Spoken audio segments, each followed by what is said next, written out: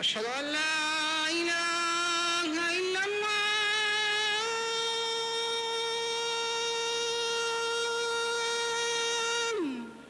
أشهد أن لا إله إلا الله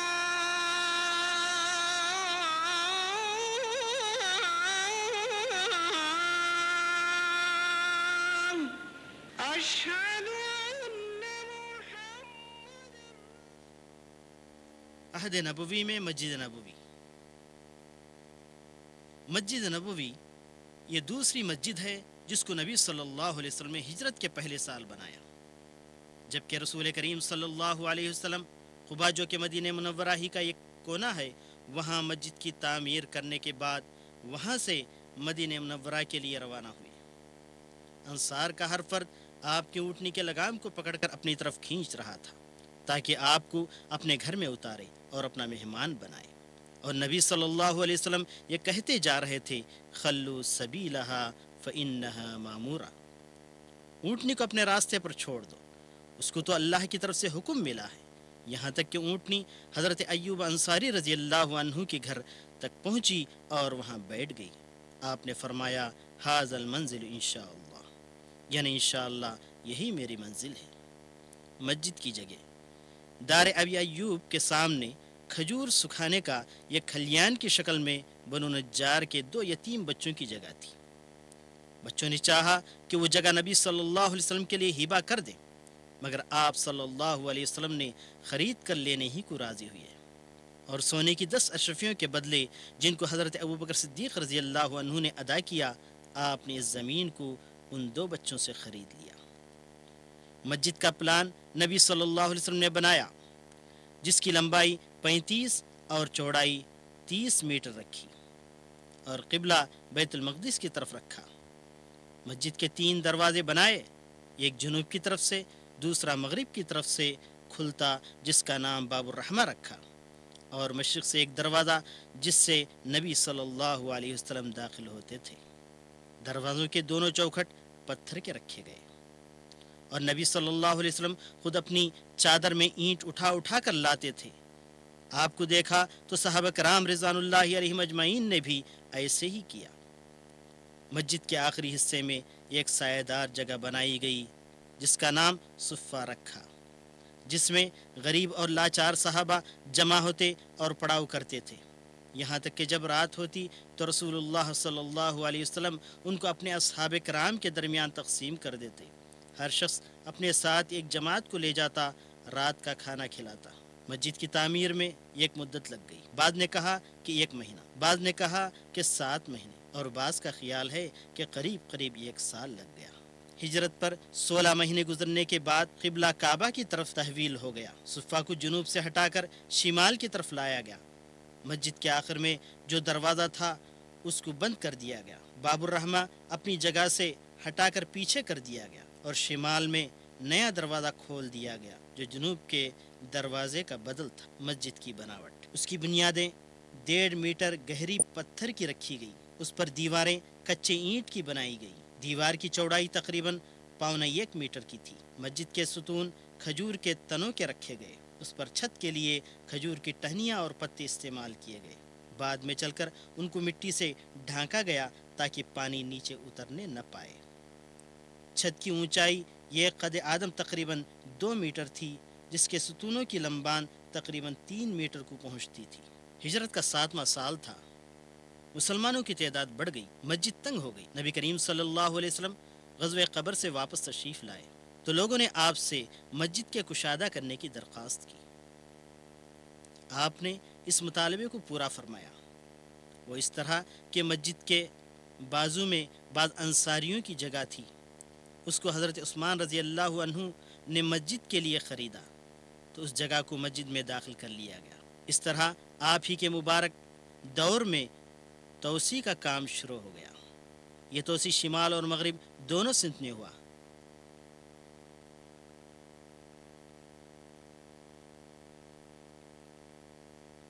इस तरह के मस्जिद की लंबाई शिमाल से जुनूब तक 50 मीटर और मशरिक़ से मगरिब तक उसकी चौड़ाई 45 मीटर हो गई।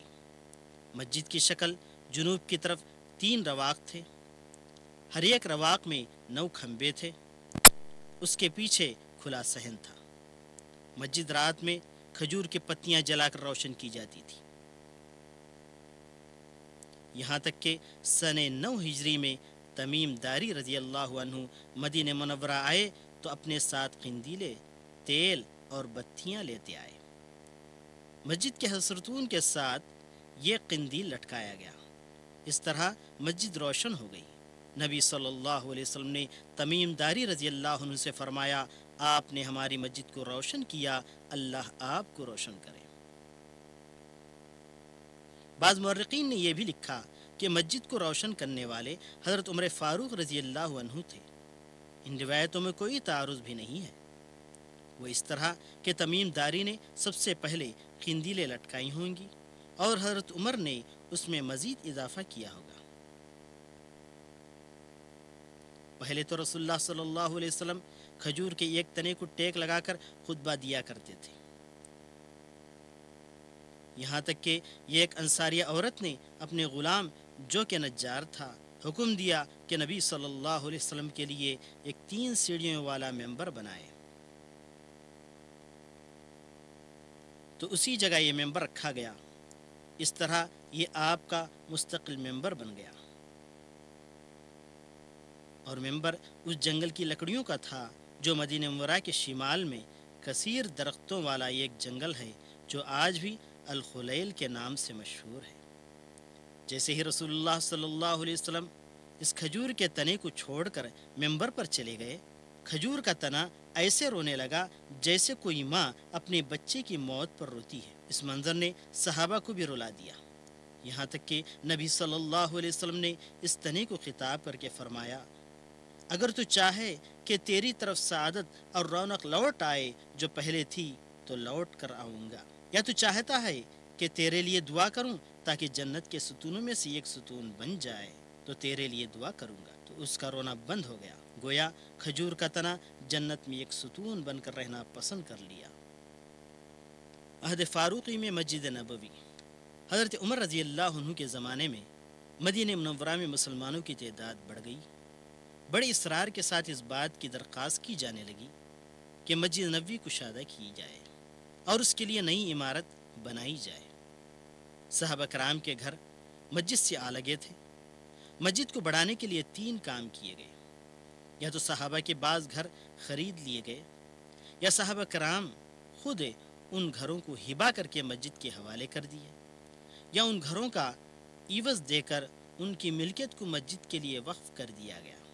और ये तोसी मस्जिद के मगरिबी, शिमाली और जुनूबी तरफ की गई। इस तरह के मगरिब में 2 रवाक बढ़ाए गए, शिमाल में 3 और जुनूब में 1 रवाक बढ़ाया गया। अब मस्जिद की लंबाई 70 मीटर और चौड़ाई 54 मीटर हो गई। इस तोसी में नई बात यह हुई कि रवाकों पर मिट्टी का गिलावा किया गया और मस्जिद की छत को तकरीबन 5.5 मीटर बुलंद किया गया और छत का मोटापा तकरीबन 1 मीटर हो गया। मस्जिद के छत पर 1.5 मीटर का सुतरा बनाया गया। अब रहा मस्जिद का फर्श, तो उसमें वादी अकीक से कंकरियाँ लाकर बिछाई गई। मस्जिद के लिए मज़ीद 3 दरवाज़ों का इजाफ़ा किया गया, एक दरवाज़ा शिमाल में और एक मगरिब में जो बाबुस्सलाम के नाम से मशहूर हुआ, और मशरिक़ में एक दरवाज़ा जिसका नाम बाब जिब्राइल रखा गया। इस तोसी में मज़ीद ये भी किया गया कि क़िबले की तरफ 1 रवाक बढ़ाया गया। मस्जिद के शिमाली मशरिक़ में एक कुशादा जगह बना ली गई जिसमें लाल कंकरियाँ बिछाई गईं। जो लोग दुनियावी उमूर में गुफ्तगू करना चाहते उनको उस तरफ भेज दिया जाता। हज़रत उस्मान का ज़माना। हज़रत उस्मान रज़ी अल्लाह अन्हु की खिलाफत के 4थे साल मस्जिद तंग हो गई। लोगों का बड़े इसरार के साथ मुतालबा हुआ कि मस्जिद को बढ़ाया जाए। تو حضرت عثمان نے صحابہ میں سے اہل شورا کو جمع کر کے مشورہ کیا۔ حضرت عمر رضی اللہ عنہ کے عمل سے دلیل پکڑی اور تمام نے توسیع کو بہتر سمجھا تو حضرت عثمان نے اپنا کام شروع کر دیا، اور یہ توسیع جگہ کے اعتبار سے زیادہ مسافت پر شامل نہیں تھی، بس ایک رواق جنوب کی طرف بڑھا دیا گیا جو اس وقت ترکی عمارت کی حد ہے، اور مغرب میں ایک رواق کا اضافہ کیا گیا۔ اس طرح مسجد کی لمبائی شمال سے جنوب تک 80 میٹر اور چوڑائی تقریباً 59 میٹر بن گئی۔ اس توسیع میں نئی بات یہ تھی وہ اس طرح کہ مسجد کی دیواریں اینٹ کے بجائے تراشے ہوئے پتھروں کی بنائی گئیں، اور ستون بھی تراشے ہوئے پتھروں کے بنائے گئے جن کو لوہے کی شیش پلائی ہوئی سلاخوں سے مضبوط کیا گیا۔ ساگوان کے لکڑی کی چھت بنائی گئی جو کہ ستونوں پر بٹھائی گئی۔ مسجد کی دیواریں چونا اور گارے سے سفید کی گئیں۔ مشرق اور مغرب کی دیواروں پر اوپر کے حصے میں روشن دان بنائے گئے۔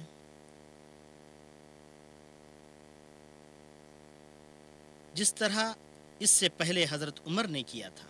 حضرت عثمان نے مشرق کی طرف مسجد کو کشادہ نہیں کیا، اس لیے کہ اس طرف امہات المومنین کے حجرے تھے۔ محراب میں چونکہ حضرت عمر پر حملہ ہوا تھا جس کی وجہ سے آپ کی شہادت واقع ہوئی تھی، اس لیے محراب کی جگہ مقصورہ بنوایا گیا جس میں سوراخ تھے جن سے لوگ آپ کو دیکھ سکیں۔ مقصورہ اینٹ کا بنایا گیا اور وہاں ایک پہرے دار مقرر کیا گیا جس کو بیت المال سے 2 درہم دیے جاتے تھے۔ عہد ولید بن عبد الملک میں مسجد نبوی توسیع کا سبب۔ روایتوں میں آتا ہے ولید بن عبد الملک نے ارادہ کیا کہ حضرت فاطمہ رضی اللہ عنہا کا حجرہ مسجد میں داخل کر دیں جس میں جعفر بن حسین بن علی پناہ لیتے تھے، وہاں سے مسجد کی طرف نکلتے۔ یہ اس اختلاف کی وجہ سے تھا جو علویوں اور امویوں کے درمیان تھا، اور ولید کو اس بات کا اندیشہ تھا کہ لوگ اس گھر کو بنو امیہ کے خلاف انقلابات کا ملجا نہ بنا لیں۔ اسی لیے ولید بن عبد الملک نے مدینہ منورہ میں اپنے گورنر عمر بن عبدالعزیز کو حکم دیا کہ مسجد نبوی کی دوبارہ تعمیر کریں اور امہات المومنین کے حجروں کو مسجد کی چھت میں داخل کر لیں۔ سن 88 ماہ سفر میں مدینہ منورہ کے کاریگروں کے ذریعے مسجد کو شہید کرنے کا کام شروع ہوا، اور تعمیر کے لیے ولید بن عبد الملک نے کاریگر بھیجے۔ تعمیر کی ابتدا ماہ ربیع الاول 88 ہجری میں شروع ہوئی اور سن 91 میں اختتام کو پہنچی۔ سمہودی نے ابن زبالہ جو مدینہ منورہ کا سب سے پہلا مورخ تھا اس کے حوالے سے نقل کیا ہے، اس نے کہا ولید نے روم کے بادشاہ کو لکھ بھیجا، ہم ہمارے نبی اعظم کی مسجد کی تعمیر کروانا چاہتے ہیں، اپنے کاریگروں کے ذریعے اور نقش و نگار والے پتھروں کے ذریعے ہمارا تعاون کریں۔ تو شاہ روم نے بہت سے پتھر اور 20 سے زیادہ کاریگر بھیجے، اور تبری کی روایت میں ہے ولید بن عبد الملک کا ایلچی ولید کا پروانہ لے کر عمر بن عبدالعزیز کے پاس حاضر ہوا جس میں حکم تھا کہ امہات المومنین کے حجرات کو مسجد نبوی میں داخل کر دیں۔ مسجد کے آگے اور پیچھے کی جگہ خرید لی جائے تاکہ مسجد کی لمبائی اور چوڑائی دونوں برابر 200 گز ہو جائیں، اور اس میں یہ بھی حکم تھا کہ ممکن ہو تو قبلے کو آگے بڑھایا جائے۔ طریقہ تعمیر کچھ اس طرح تھا۔ پتھروں سے اساس رکھی گئی اور دیوار تراشے ہوئے پتھروں کے تھے، اور تراشیدہ پتھروں کے ستون بنائے گئے اور انہیں شیش سے ڈھکے ہوئے لوہے سے باندھا گیا۔ ان پر لکڑی کی کڑیاں رکھی گئیں جو ستونوں کے سروں پر آ لگیں، پھر اس پر ساگوان کے لکڑی کا چھت بنایا گیا۔ ستونوں کے قاعدے چوکور تھے اور سر سنہرے بنائے گئے، اور ان کے اوپری حصے پر سفید کاغذ کی تہ چڑھائی گئی جس کو گھس کر اس طرح چمکایا گیا کہ گویا سفید سنگ مرمر لگ رہا تھا۔ پوشاک پہنانا، قبلے کی طرف کی دیوار میں اندرونی حصے میں سنگ مرمر کا غلاف چڑھایا گیا جس کی چوڑائی نیچے اساس سے لے کر ایک قد آدم اونچائی تک 1.25 میٹر تھی۔ اس کے اوپر 1 انگلی موٹی یعنی 2 سینٹی میٹر سنگ مرمر کا طوق پہنایا گیا، پھر اس کے اوپر 1.25 میٹر کا ایک بارڈر بنایا گیا جو خوشبودار سرخ معجون سے تھا، پہلے کے جیسا۔ اس کی بھی چوڑائی 1.25 میٹر تھی۔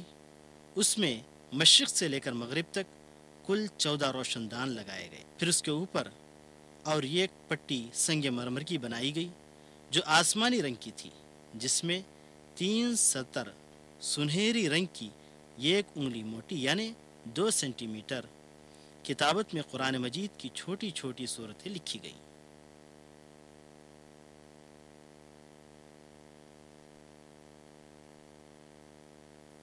मेहराब के दाएं हिस्से में एक दरवाज़ा रखा गया जिससे इमाम दाखिल होते और निकलते थे।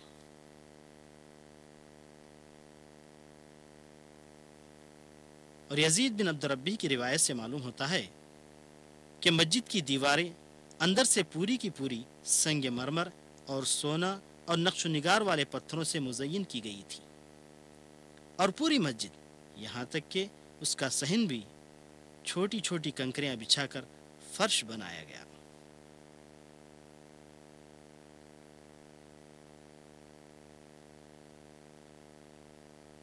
सागवान की लकड़ी का मकसूरा बनाया गया, और मुरागी ने इस बात की तरफ इशारा किया है कि मस्जिद की छत 2 हाथ ऊंची थी।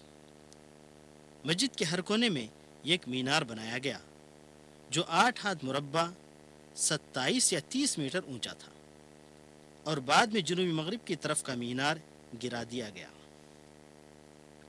अब रहा कब्र मुबारक। कब्र मुबारक तराशीदा पत्थरों के जरिए उसकी दीवारें बनाई गई जिसमें कोई दरवाज़ा नहीं था। उसके अतराफ 5 कोनी दीवार उठाई गई ताकि कब्र मुबारक नमाजियों का किबला न बन जाए, और ये दीवारें गैर मुतसावी थी जो छत तक नहीं पहुंचती थी बल्कि छत से 2 हाथ नीचे थी। ये दीवारें कमरानुमा बन गईं जिसमें दाखिल होने के लिए लकड़ी का दरवाज़ा बनाया गया। इस कमरे के ऊपर के हिस्से में शमादान बनाई गई। अब रहा मेंबर नबवी, तो हज़रत मुआविया रज़ी अल्लाह अन्हु के ज़माने में मदीने मुनव्वरा में अपने वाली मरवान बिन हकम से कहकर उसी मेंबर को 6 सीढ़ियां बढ़ाकर बुलंद करवाया गया।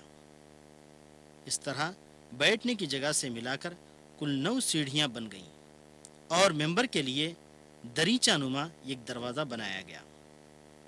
ऊपर वाले सीढ़ी पर एक तख्ती इस तरह लगा दी गई कि नबी सल्लल्लाहु अलैहि वसल्लम की बैठी हुई जगह कोई बैठने न पाए, और मेंबर बहुत मामूली था जिसमें कोई कारीगरी नहीं थी, ना ही नक्शो निगार, जैसा कि आजकल मेंबरों में हम देखते हैं।